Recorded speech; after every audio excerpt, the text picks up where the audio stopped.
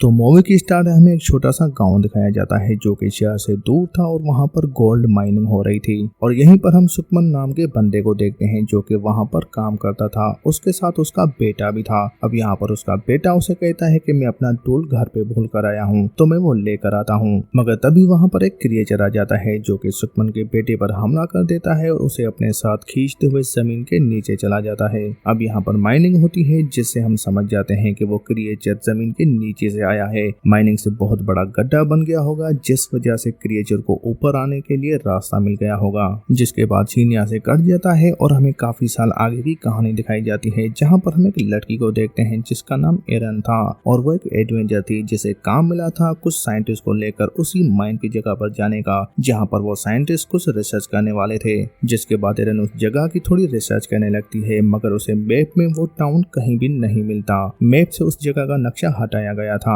मगर एरन को वहां पर कुछ पुराने न्यूज़पेपर मिल जाते हैं जिनमें लिखा हुआ था उस माइन में बहुत ही भयानक आग लग गई थी जिससे हजारों लोग मारे गए थे। जिसके बाद उस माइन को बंद कर दिया गया मगर वहां पर कुछ लोगों का मानना ये था कि वहां माइन में आग नहीं लगी थी बल्कि वहां पर कुछ और ही हुआ था जो कि सरकार ने छुपाया, यानी कि सरकार हकीकत किसी के भी सामने नहीं लेकर आई थी। खैर अब एरन उस साइंटिस्ट से मिलती है जिसका नाम डेरिन था और उसके साथ 3 उसके साथी और भी थे। अब ये पांचों मिलकर उस टाउन के आसपास आ जाते हैं जहाँ पर एरन एक जगह पर गाड़ी रोककर एक शॉप पर जाती है जहाँ पर वो शॉपकीपर से उस माइन का रास्ता पूछती है मगर वो शॉपकीपर उसे बताता है यहाँ पर कोई भी माइन नहीं है। जिसे सुनकर एरन समझ जाती है कि ये शॉपकीपर उससे झूठ बोल रहा है और वहीं पर वो शॉपकीपर एरन से ये भी कहता है कि जिस रास्ते से तुम यहाँ पर आई हो उसी रास्ते से वापस चली जाओ। अब ये सुनकर एरन शॉप से बाहर आती है और तभी वहाँ पर हम उसी शॉपकीपर को देखते हैं जो किसी को कॉल करता है और वो कहता है कि यहाँ पर थोड़ी सी प्रॉब्लम है। और यहाँ पर हम एरन को देखते हैं जो कि गाड़ी में बैठकर माइन के रास्ते पर जा रही थी। तभी वो नोटिस करती है कि कोई गाड़ी उसका पीछा कर रही है जिसे देखकर वो माइन के रास्ते पर नहीं जाती बल्कि वापस शहर में जाने वाले रास्ते पर मुड़ जाती है। जिसके बाद हम देखते हैं कि वो गाड़ी भी आहिस्ता आहिस्ता रुक जाती है और वो एरन का पीछा नहीं करते।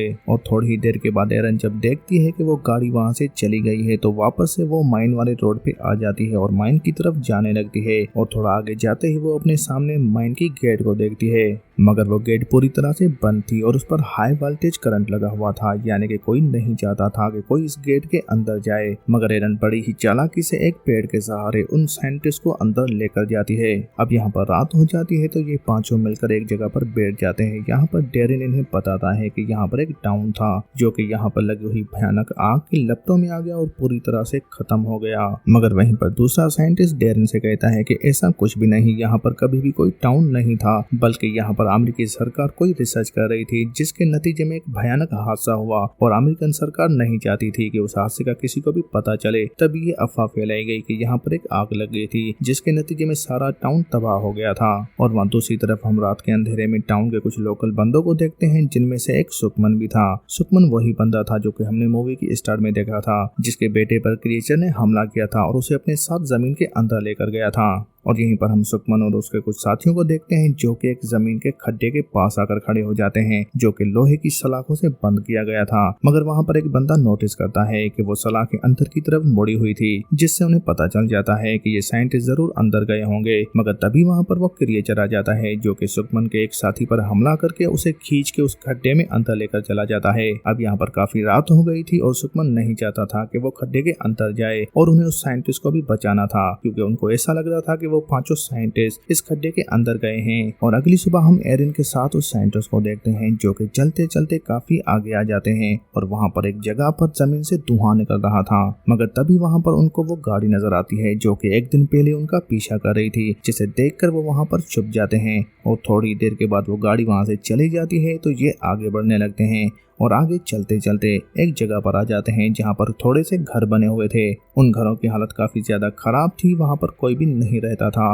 मगर उनमें से एक घर था जिसकी हालत थोड़ी सी बेहतर थी और वो समझ जाते हैं कि यहाँ पर जरूर कोई रहता होगा। तो वो उस घर के अंदर जाते हैं जहाँ पर उन्हें कुछ केमिकल्स मिलते हैं और जैसे वो उस घर के पीछे वाले दरवाजे से बाहर निकलते हैं तभी वो अपने सामने उसी माइन को देखते हैं, जिसे देखकर ये बहुत ही खुश होते हैं क्योंकि वो अपनी मंजिल पर आ गए थे। और थोड़ा ही आगे जाने के बाद उन्हें जमीन का एक खड्डा मिलता है जिसको किसी ने लोहे की सलाखों से बंद किया हुआ था और उस लोहे की सलाखों में काफी तेज करंट लगा हुआ था। सबसे पहले वो करंट वाली तार को वहां से हटाते हैं, जिसके बाद वो एक कैमरा लेकर रस्सी की मदद से नीचे भेजते हैं और साथ ही साथ माइक भी। पर अब इस कैमरा से नीचे इनको कुछ भी दिखाई नहीं देता क्योंकि नीचे काफी अंधेरा था, मगर साथ ही साथ इनको वहाँ पर यह भी पता चलता है कि नीचे बहुत ही कीमती धातु है। जिसके बाद वहाँ पर एक बंदा अपने कान पर हेडफोन लगाकर और नीचे की आवाजें सुनने लगता है, मगर तभी वहाँ पर उसे काफी भयानक और जोर जोर से आवाजें सुनाई देती है जिसके उसके कान के पर्दे फटने वाले थे। पर तभी यहाँ पर नीचे खड्डे में से कोई उनकी रस्सी को खींचने लगता है, जिससे उनमें से एक बंदे का पांव उस रस्सी में फंस जाता है और वो खड्डे में नीचे चला जाता है। जिसके बाद ये सब ऊपर से नीचे देखने लगते हैं, मगर नीचे खड्डे में काफी अंधेरा था तो उनको कुछ भी दिखाई नहीं देता। अब यहाँ पर हम एरिन को देखते हैं जो कि इनकी गाइडर थी। तभी वहाँ पर वो एक बंदे को लेकर रस्सी से नीचे चली जाती है,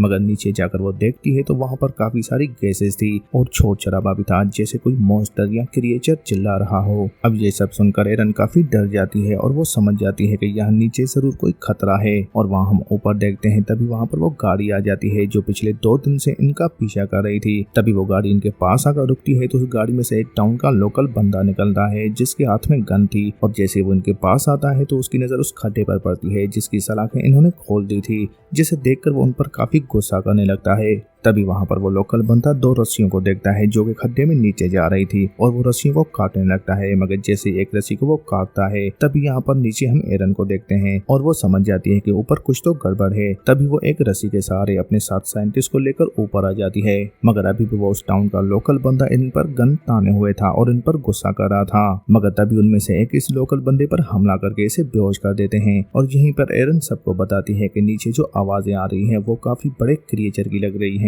यहाँ पर जरूर कोई मॉन्स्टर है, हमें यहाँ से निकलना चाहिए। जिसके बाद वो उस लोकल बंदे को वहीं पर बेहोश छोड़ के उसकी गाड़ी लेकर वहाँ से निकल जाते हैं। अब ये चारों कैसे तो उस जगह से निकलना चाहते थे, मगर थोड़ा ही आगे जाने के बाद इनकी गाड़ी का टायर ब्लास्ट हो जाता है, जिसके बाद ये गाड़ी से नीचे उतरते हैं और आगे पैदल ही जाने का फैसला करते हैं। और अब यहाँ पर रात भी हो गई थी और हम उसी लोकल बंदे को देखते हैं जिसे एरन ने बेहोश कर दिया था। जैसे ही उसको होश आता है तो वो रेडियो पे अपने दोस्तों से बात करता है, किसी ने खड्डे की सलाखों को तोड़ दिया है और यहाँ पर काफी खतरा है। मगर तभी वहाँ पर वो क्रिएचर आ जाता है जो कि उस लोकल बंदे पर हमला कर देता है और उसे अपने साथ घसीटते हुए उस अंधेरे खड्डे में लेकर चला जाता है। और यहाँ पर हम एरन और बाकी 3 बंदों को देखते हैं जो कि जंगल में आगे जा रहे थे, मगर उन्हें काफी सारी आवाजें आ रही थी जो कि काफी भयानक थी। तभी एरन को कुछ महसूस होता है और उसे लगता है कि हमारे आसपास कोई है। तभी वो अपना कैमरा निकाल के नाइट विजन में देखने लगती है तो वो अपने सामने एक मॉन्स्टर को देखती है जो कि उसके एक साथी को वहां से लेकर चला जाता है। मगर तभी इनकी नजर अपने सामने आती हुई गाड़ी पर पड़ती है जहाँ पर उसी गाँव के लोकल बंदे थे और वो इनको लेकर वापस से गांव में आ जाते हैं।